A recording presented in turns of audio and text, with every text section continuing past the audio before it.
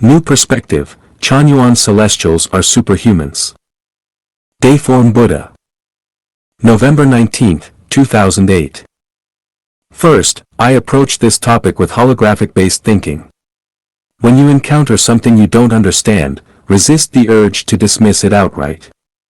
It's similar to when I first claimed that romantic love is a precious gift from the greatest creator that humans should fully enjoy. Many couldn't comprehend this idea at the time. Superhuman philosophy originates from the German philosopher Nietzsche. Because Nietzsche declared, God is dead, and eventually died of schizophrenia, his philosophy of the Übermensch was almost entirely rejected. However, I want to bring Nietzsche back into focus, offer a fresh perspective on his philosophy, and encourage every Chanyuan celestial to become a superhuman. The core of Nietzsche's Übermensch philosophy is to re-evaluate all traditional moral and cultural values and to build a new value system based on a fresh worldview, outlook on life, and concept of values. The superhuman embodies a new morality distinct from traditional and popular norms. A superhuman is someone who exemplifies the will to live, possesses immense creativity, and is a strong figure in life.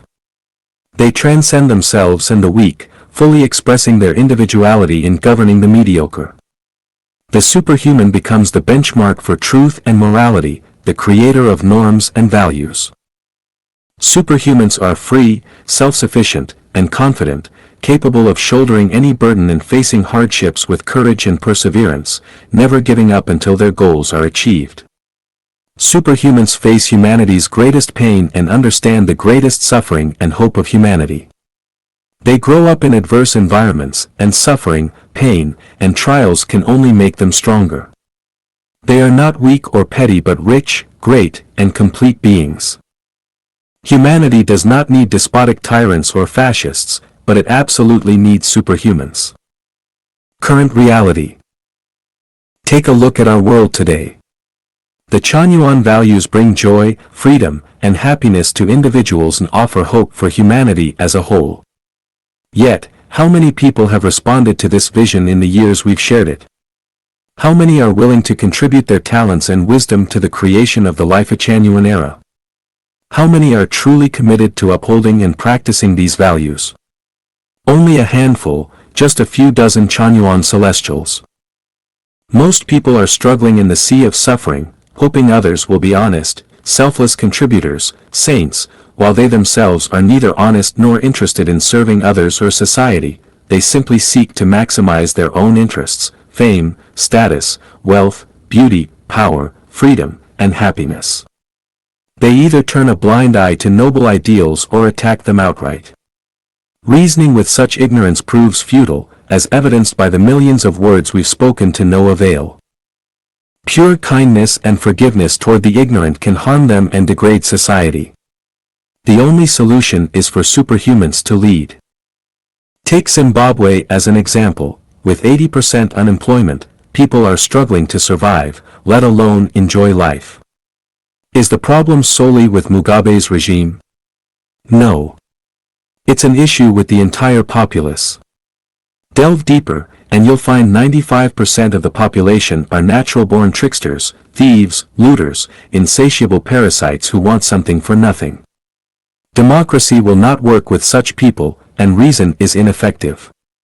Democracy and reason are ineffective for such groups. Even among the 50% identifying as Christians, their faith seems confined to church gatherings, as outside, they act selfishly. Such people require superhuman leadership, otherwise, suffering will persist indefinitely. Leading humanity. Instead of letting others lead us, we should lead them. Instead of being hurt or oppressed by ignorance, let us inspire fear, envy, and admiration in those who are primitive and uninformed. When Jesus Christ walked the earth, he should have used divine power and superhuman will to unite humanity, rather than relying solely on preaching. When Buddha Shakyamuni lived, he should have unified the world through spiritual power, not just compassion. When Laozi shared his wisdom, he shouldn't have solely advocated natural law and non-contention, but emphasized the principle of oneness. When Prophet Muhammad established his vision, he should have eradicated the institutions of family, political parties, religion, and nations, rather than merely conquering cities and territories. Marx, Lenin, and Mao Zedong preached the abolition of private property and the implementation of communism, yet they left the family, the most entrenched bastion of private property, intact. This failure led to the ultimate collapse of the communist movement. The nature of humanity. Most people fear strength and exploit weakness. They covet fame, wealth, beauty, and power, while masking their desires behind a facade of morality. When they fail to achieve something, they dismiss it as worthless. Such people are selfish and hypocritical. If you disguise yourself as a beggar and plead for food, you will see people's true faces. Even those who are pitiful themselves will look down on you with disdain. Yet, if you pose as a masked bandit wielding a blade, even the most prideful will drop to their knees, begging for mercy and offering their possessions.